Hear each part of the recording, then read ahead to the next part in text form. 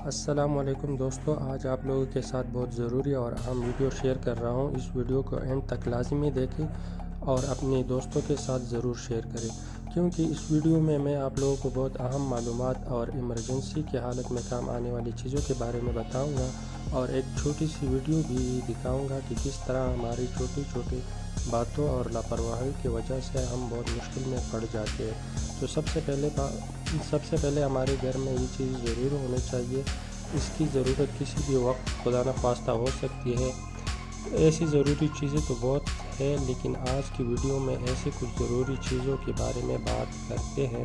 سب سے پہلے B P apparatus, thermometer, bandage, scissor یعنی قینچی، برنال فری مرہم کسی بھی کمپنی کی ہو، آیوڈین، اسپرٹ، ڈیٹال اور کاٹن۔ یہ چیزیں اس لیے ضروری ہے کیونکہ گھر میں اگر کسی کو کوئی چوٹ یا چھری کی وجہ سے کٹ لگ جاتا ہے یا کوئی جگہ جل جاتا ہے تو ان چیزوں سے آپ لوگ مریض کو فرسٹ ایڈ یعنی فوراً مدد کر سکتے ہیں۔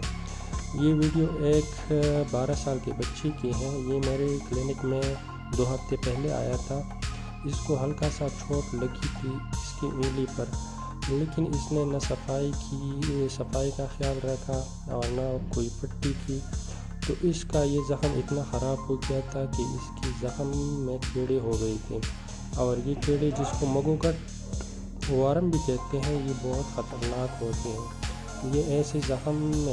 یہ زخم کے اندر انڈے دیتے ہیں اور بہت تیزی کے ساتھ یہ بڑھ جاتے ہیں اور زخم کو خراب کرتے ہیں۔ جیسا کہ آپ لوگ یہ ویڈیو میں دیکھ رہے ہیں، اس نے اندر تک سوراخ کیا ہے۔